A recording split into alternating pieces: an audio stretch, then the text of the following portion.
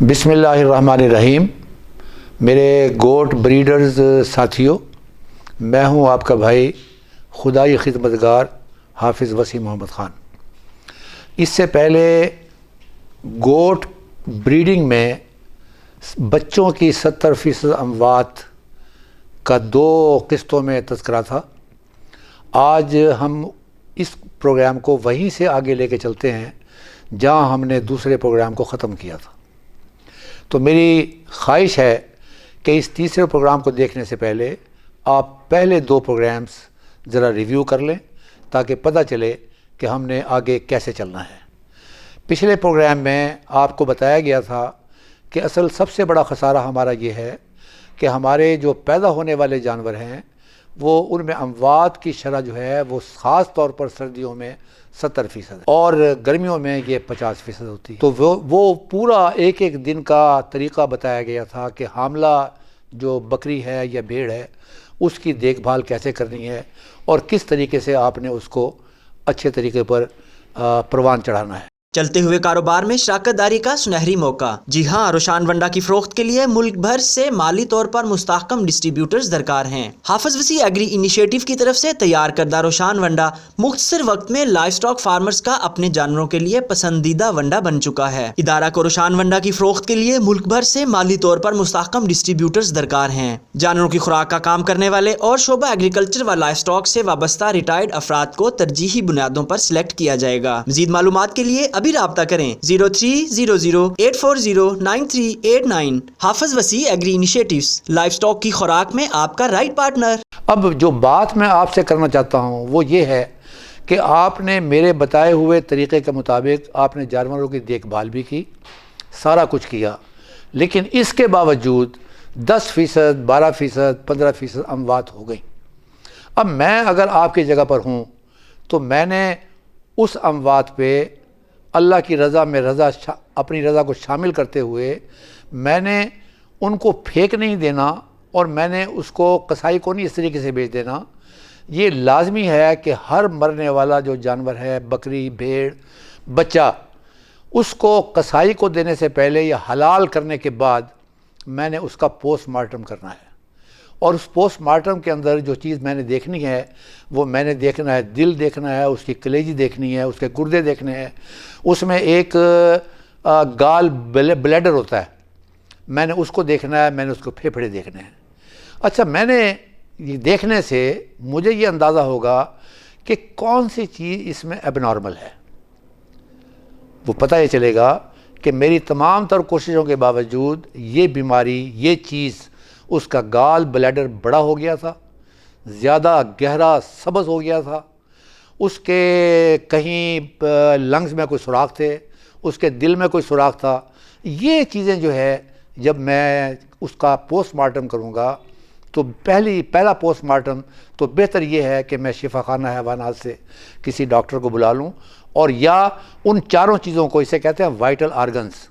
इन चारों चीज़ों को किसी प्लास्टिक में बांधकर फौरी तौर पर मैं उस डॉक्टर के पास ले जाऊं और उसको मैं दिखाऊं कि इधर आप देखें कि यहाँ किस चीज़ की कमी रह गई थी।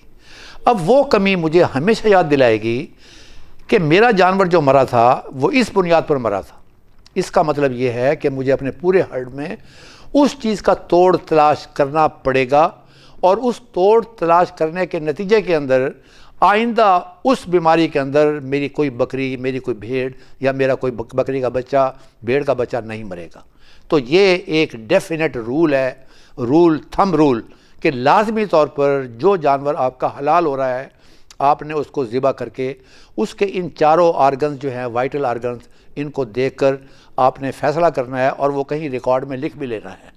कि ये तमाम तर कोशिश के बावजूद मैंने डिवर्मिंग भी की थी, मैंने ETV वैक्सीन भी लगवाई, मैंने ये भी किया, मैंने ये भी किया, इसके बावजूद मुझे ऐसा लगा कि फ़लानी जगह पर नुक्स था, गाल ब्लैडर ज़रूरत से ज़्यादा बड़ा था और उसका रंग बहुत गहरा था। तो ये चीज़ें मुझे शो करेंगी और वो डॉक्टर साहब मेरी रहनुमाई फरमाएंगे कि मैंने इसमें क्या करना है। तो ये एक चीज़ जो है जो आपने लाजमी तौर पर करनी है। اب جن لوگوں کو یہ یقین نہیں تھا کہ یہ 70% بچے مرتے ہیں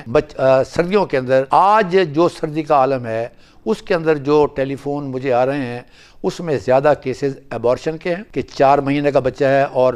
بکری نے پھینک دیا، یا فالج کا ہے کہ کھڑے کھڑے جانور جو ہے وہ بیٹھ گیا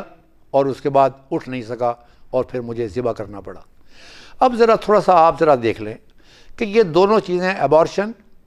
پھر اس کے بعد فالج اور اس کے بعد بچوں کی اموات، اس کی وجوہات کیا کیا ہو سکتی ہیں اور کیا کیا وجوہات ہیں، آپ نے ان کا توڑ تلاش کرنا ہے۔ اگر آپ نے ان کا توڑ تلاش کر لیا تو اس قسم کی اموات میں حد درجہ کمی واقع ہو جائے گی۔ اب یہ ایک چیز سب سے پہلے آپ کو دیکھنے کی ہے کہ جن لوگوں نے، جو میں نے طریقہ بتایا تھا کہ حاملہ جانوروں کی کس طرح دیکھ بھال کرنی ہے، جنہوں نے اپنے جانوروں کو اسی کے مطابق ویکسینیشن بھی کی، انہوں نے ڈیورمنگ بھی کی، اور ایک دن انہوں نے انفیکشن کا بھی خیال رکھا اور اس کی خوراک بھی اسی کے مطابق دی، وہاں پر نہ بکری کے مرنے کی کوئی رپورٹ ہے، نہ وہاں پر بکری پر یا بکری کے بچوں پہ فالج کی رپورٹ ہے، نہ وہاں ایبارشن کی رپورٹ ہے۔ لیکن جو سجن بے پرواہ قسم کے لوگ جو گوٹ فارمرز ہیں، جو یہ سمجھتے ہیں کہ 70% جو بچے مر گئے ہیں یہ امر ربی ہے اور 30% میرا پروفٹ ہے، یہ اب ان لوگوں کے لیے بات ہے کہ وہ ذرا دیکھیں کہ کیا ہوا ہوگا۔ اب میرے نزدیک ہوا یہ ہوگا کہ باہر کا ٹیمپریچر جو ہے اس وقت 2 یا 3 یہ رات کو اس کا پہنچ جاتا ہے، اور جانور کا ٹیمپریچر جو ہے وہ 102 ہے، لہٰذا زندہ رہنے کی جو خواہش ہے جانور کے اندر، اس کی وجہ سے بلڈ سرکولیشن فاسٹ ہوتی ہے۔ اب اگر میں نے اس کی دیکھ بھال پہلے نہیں کی تھی، اس کو بچوں کے لیے تیار نہیں کیا تھا، اس کو سردی کے لیے تیار نہیں کیا تھا، تو وہ بلڈ سرکولیشن جو ہے وہ کہیں نہ کہیں آ کے ناکام ہو جائے گی، اور اس لڑائی کے اندر جو میری باڈی جو ہے وہ سردی کے خلاف لڑائی لڑ رہی ہے، اس کے اندر ناکامی کی بنیاد پر یا ایبارشن ہو گئی، یا فالج ہو گیا، یا موت واقع ہو گئی۔ اب ذرا غور دیکھیں، جو میرا جو تجربہ ہے وہ یہ بتاتا ہے کہ ایک وجہ اس کی یہ ہے کہ آپ نے اپنی فیمیلز، اپنی بکریوں کی، بھیڑوں کی دیکھ بھال، خوراک، اس بات کا خیال نہیں کیا جو آپ کو پہلوان کی تیاری کے لیے آپ کو کرنا چاہیے تھا، اور جو پچھلے ایپیسوڈ میں نے بتایا تھا۔ دوسری اس کی وجہ جو عام طور پر دیکھنے میں آئی ہے وہ یہ ہے کہ آج کل سردی کے موسم میں اچھی خوراک، اچھے پٹھے اویلیبل نہیں ہیں۔ اگر آپ چرائی کے لیے بھی لے کے جاتے ہیں تو ذرا دیکھیں، 14 گھنٹے کی رات ہے، 10 گھنٹے کا دن ہے، کہنے کو 10 گھنٹے کا ہے، سورج صرف 3 گھنٹے کے لیے نکلتا ہے۔ اب جب جانور جو ہے، جو طاقتور جانور ہوگا، اس کو آپ باہر نکالیں گے تو وہ بڑے صحت مندانہ انداز کے اندر وہ باہر نکلے گا، اور جو کمزور جانور ہوگا وہ سکڑتا جائے گا، جو ہی باہر نکلتا جائے گا وہ سکڑتا جائے گا، اور جب باہر جائے گا تو باہر چرائی بھی ختم ہے سردی کی وجہ سے، اور پٹھے بھی اویلیبل نہیں ہے، وہ خوراک بھی اویلیبل نہیں ہے۔ تو یہ ایک وجہ ہے اچھی خوراک سے ناقص کوالٹی کی خوراک کی طرف جانوروں کو لے کر جانا، یہ ایبارشن، فالج اور موت کی ایک بہت بڑی وجہ ہے۔ یہ آپ اپنے ذہن میں یاد رکھیں کہ خوراک آپ نے اس کو اسی کوالٹی کی دینی ہے جو اس سے پہلے آپ دے رہے تھے، اس کوالٹی پر سمجھوتا نہیں کرنا۔ یہیں سے اموات کا جو تسلسل ہے اور جانور کے فالج کا تصور جو ہے وہ یہیں سے آتا ہے کہ جانور اس قابل نہیں ہوتا کہ وہ سردی کا مقابلہ کر سکے۔ دوسری اس کی وجہ جو ہے وہ منرلز کی کمی ہے۔ یہ ہمیں بھی ڈاکٹرز بتاتے ہیں، ہم لوگ جو خوراک اپنے جانوروں کو دیتے ہیں، اچھی خوراک تو پہلے ہی نہیں دیتے، ہم نے چرائی پہ رکھا ہوا ہوتا ہے، اور وہاں پر بے شمار ایسی چیزیں ہیں جو اس میں اویلیبل نہیں ہوتی۔ اور کسی نے جو کاپر کے بولس بتائے تھے، وہ اس نے کہا ہوگا کہ جی میں نے اتنے پیسے بچا لیے۔ کئی لوگ یہ شکایت کرتے ہیں کہ جی بچہ پیدا ہوا، آنکھوں میں نور نہیں ہے، وہ وٹامن A-D3 اس کا کیا رول ہے؟ یہ وہ تمام چیزیں ہیں جن کی کمی کی بنیاد پر ایبارشن ہوتی ہے، ایب نارمل بچے پیدا ہوتے ہیں اور جو الٹیمیٹلی مر جاتے ہیں، اور اسی کی بنیاد کے اوپر فالج کا اٹیک ہوتا ہے۔ تیسری چیز جو ہے وہ رہن سہن ہے کہ جانور زیادہ ہیں، جگہ تھوڑی ہے، اور نیچے پانی ہے، پیشاب ہے، اور وہ گیلی جگہ ہے، اور وہ کسی جگہ آرام سے بیٹھ نہیں سکتے، فرش کے اوپر ہی بیٹھنا پڑتا ہے۔ پچھلے پروگرام میں نے بتایا تھا کہ لکڑی کے پیلٹس یہ اس کی پسندیدہ جگہ ہے جو اس کو سردی سے بھی بچاتے ہیں اور صفائی ستھرائی کا بھی خیال رکھتے ہیں۔ چوتھی چیز جو اس وقت ایک نئی چیز ہے جو پہلے پاکستان میں نہیں تھی، ہم لوگ ذاتی طور پر اور روایتی طور پر سمجھتے ہیں کہ ہمارے جانوروں کے اندر ٹک کی ریزسٹنس ہے، چچڑوں کی ریزسٹنس ہے۔ موسم کی تبدیلی کے ساتھ چیزیں بھی تبدیل ہوتی ہیں، جس طرح اب جو پاکستان میں لوگوں کے قد، جو آنے والے بچوں کے جو قد ہیں، جو بچے آپ سکولوں کے باہر دیکھتے ہیں، اگر گیٹ پر کھڑے ہو جائیں تو آپ کو قد 2 انچ چھوٹے نظر آئیں گے، یعنی پہلے والے قد جو ہیں وہ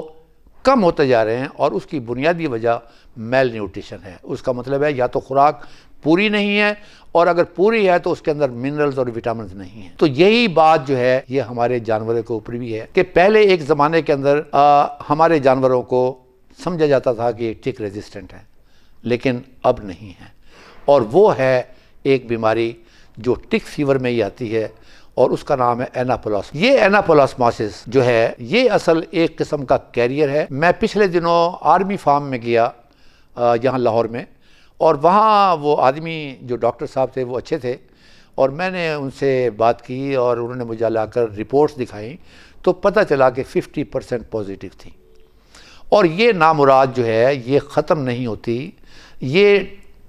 خاموش ہو جاتی ہے، سائلنٹ ہو جاتی ہے۔ ان کا مطلب یہ ہے کہ یہ ایکٹیو نہیں رہتی، جب بھی کسی قسم کا دباؤ پڑتا ہے یہ ایک دم پھر ایکٹیو ہو جاتی ہے، اور جانور کی پھر موت کا ایک ذریعہ بن جاتی ہے، ایک وجہ بن جاتی ہے۔ اب دباؤ کیا ہے؟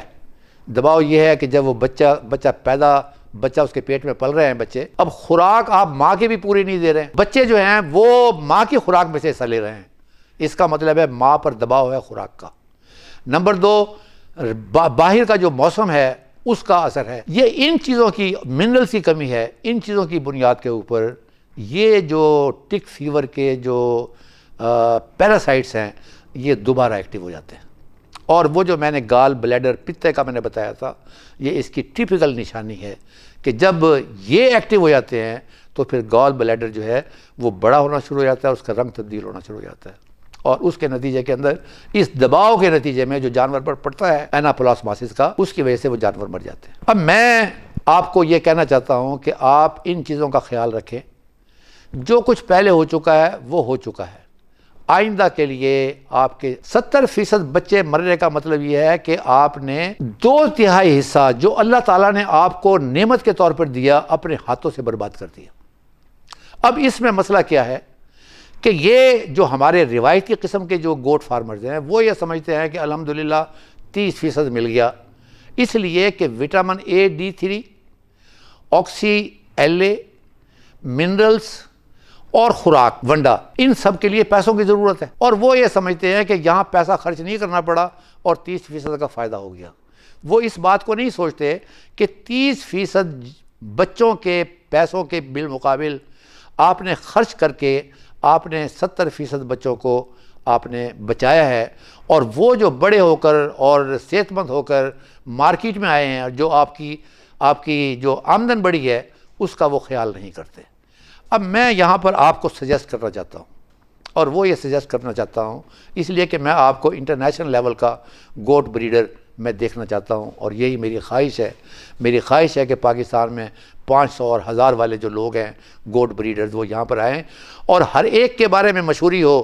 کہ مکھی چینی وہاں سے ملے گی، بیتل کالے رنگ کی وہاں سے ملے گی، بیتل لال رنگ کی وہاں سے ملے گی، راجن پوری کہاں سے ملے گی، یعنی کہ اس کا ایک نام ہونا چاہیے۔ آپ کو سب سے پہلے جو آدمی متھے لگتا ہے وہ ہے ویٹرنری اسسٹنٹ۔ ہر علاقے کے اندر شفا خانہ حیوانات ہے، اور وہاں پر ایک DVM ڈاکٹر بھی بیٹھا ہوا ہے، اور یہ DVM ڈاکٹر جو ہے یہ ریئل پروفیشنلز ہیں۔ آپ اس کو شفا خانہ حیوانات کو تھانہ نہ سمجھیں، بلکہ اس کو ہسپتال سمجھ کر آپ وہاں پر جائیں، ہفتے میں 1 مرتبہ ڈاکٹر صاحب کے ساتھ بیٹھ کر اپنے مسائل کو ڈسکس کریں۔ اب گورنمنٹ نے پنجاب کے اندر 16 کوپر روڈ پر ڈائریکٹوریٹ بنایا ہوا ہے پروموشن کے لیے اسمال ریومیننٹس، شیپ اور گوٹس کے لیے۔ آپ کے پاس ان لوگوں کا ٹیلی فون بھی ہونا چاہیے، تو یہ رابطے آپ کے آگے چلتے جائیں تو یہ آپ کو لائم لائٹ میں لے کر آئیں گے، نئی چیزیں آپ کے سامنے آشکار ہوں گی، اور جب آپ مسلسل شفا خانہ حیوانات جائیں گے تو ان کو بھی چاہیے فارمر سے رابطہ، تو وہ بھی اپنے جب کوئی بڑا آفیسر آتا ہے اس کو کوئی دکھانا ہو تو وہ آپ کے فارم پر ضرور لے کر آئیں گے۔ کبھی کبھار گورنمنٹ کی کچھ سکیم ہوتی ہیں پروموشن کے لیے، وہاں سے بھی آپ کو کچھ شیئر مل سکتا ہے۔ اب ایک اور چیز کو دیکھیں، آپ نے رابطہ کر لیا DVM ڈاکٹر سے، بہت اچھی بات کی۔ آپ نے اچھے لوگوں کی صحبت اختیار کی، بہت اچھی بات کی۔ اب تیسری چیز اس کے بعد کیا کرنی ہے؟ جن علاقوں میں ویٹرنری کالج ہے، ویٹرنری یونیورسٹی ہے، ایگریکلچر یونیورسٹی ہے، ویٹرنری کالج کا سب کیمپس ہے، ایگریکلچر یونیورسٹی کا سب کیمپس ہے، ان تمام اداروں کے اندر ایسے پروفیسرز ہیں جنہوں نے شیپ اور گوٹس کے لیے جو مختص ہیں، جسے آپ اسپیشلسٹ کہتے ہیں، آپ ان لوگوں کے پاس بھی جانا شروع کریں، اپنا تعارف کروائیں اور آپ انہیں بتائیں کہ جی میں گوٹ بریڈر ہوں، میں شیپ بریڈر ہوں اور میرے یہ مسئلے ہیں، ان کو بھی آپ بلائیں، آپ خود بھی وہاں پر جائیں۔ ایک بینیفٹ تو یہ ہوگا کہ یہ لوگ آپ کا نام رجسٹر کر لیں گے، اور جب بھی کوئی مفت ٹریننگ ہو رہی ہوگی کہ نئی چیزیں لانے کے لیے، لوگوں کو، فارمرز کو متعارف کروانے کے لیے، یہ آٹومیٹیکلی آپ کو اطلاع دیں گے اور آپ کا داخلہ وہاں پر فری ہوگا اور آپ کو علم مفت میں حاصل ہوگا، جو مختلف تربیتی پروگرام ہوتے ہیں اور یہ فارمرز کے لیے، تو یہ آپ کو ایک بینیفٹ ہوگا۔ دوسری چیز اس کے اندر کیا ہوگی؟ وہ یہ ہے کہ جو پروفیسر، لیکچرر شیپ اینڈ گوٹ کے لیے مختلف کالجز اور سب کیمپسز اور یونیورسٹیز کے اندر بیٹھے ہوئے ہیں، ان کے پاس نالج ہے، یہ ان کی سٹرینتھ ہے، لیکن پریکٹیکل علم ان کے پاس نہیں ہے، اس لیے کہ ان کے پاس بھیڑیں اتنی زیادہ نہیں ہیں۔ جب آپ لوگ جائیں گے تو آپ کے پاس نالج نہیں ہے، لیکن پریکٹیکل علم جو ہے وہ آپ کے پاس ہے، ویسا نالج نہیں ہے، لیکن پریکٹیکل جسے آپ کہتے ہیں شیپ اور گوٹ کی زبان، وہ آپ کو پتہ ہے، تو لہٰذا وہ آپ کے وہاں جانے سے ان کو خوشی ہوگی، اس لیے کہ وہ بھی جو نئی چیزیں مارکیٹ میں آ رہی ہیں اور دنیا کے اندر آ رہی ہیں اور اس کو وہ ایکسپیریمنٹ کرنا چاہتے ہیں، تو وہ آپ کے فارم کو اور آپ کے نام کو اس لسٹ میں وہ شامل کر سکتے ہیں۔ اس طریقے سے یہ ون ون سچویشن ہوگی۔ اب جن لوگوں کے پاس آپ گئے ہیں، آپ ان کا ٹیلی فون نمبر اپنے پاس رکھیں، ہیلو ہائے ٹیلی فون پر کرتے رہیں، اپنے جانوروں کی حالت بتاتے رہیں، وہ آپ کو مفید مشورے دیں گے۔ یہ حاصل ہونے کے بعد میں چاہتا ہوں کہ پاکستان میں ہر فارمر جو ہے وہ انٹرنیشنل شیپ بریڈر ہو، انٹرنیشنل گوٹ بریڈر ہو۔ اب پڑھے لکھے لوگ بھی اس طرف آ رہے ہیں۔ میرے بھائیوں، یہ میں آج کی جو پروگرام تھا اس کے بارے میں نے یہ بات کرنی تھی۔ اگلا پروگرام جو اس گوٹ اور شیپ کا آخری پروگرام ہوگا، وہ ہوگا کہ یہاں پاکستان میں ہر آدمی یہ بات کہتا ہے کہ جی گریزنگ کے بغیر، چرائی کے بغیر شیپ اور گوٹ جو ہے وہ صحت مند نہیں رہ سکتے، ان کی بریڈنگ اچھی نہیں ہو سکتی اور وہ فائدہ مند کاروبار نہیں ہے۔ تو اگلے پروگرام کے اندر اسے کہتے ہیں گریزنگ ورسز سٹال فیڈنگ، کہ آپ نے جانوروں کو ایک باڑے میں رکھا ہوا ہے اور دوسرے نے مسلسل گریزنگ پہ رکھا ہوا ہے۔ ان دونوں چیزوں کے کچھ فوائد ہیں، کچھ نقصانات ہیں۔ اگلے پروگرام میں آپ کو اس چیز کے بارے میں آگاہی دوں گا کہ گریزنگ کے کیا فوائد ہیں، اس کے کیا نقصانات ہیں، سٹال فیڈنگ کے کیا فوائد ہیں، اس کے کیا نقصانات ہیں، ہم درمیان میں کون سا ماڈل لے کے آ سکتے ہیں جو پاکستان کے حالات میں سوٹیبل ہو۔ Thank you very much. اللہ حافظ۔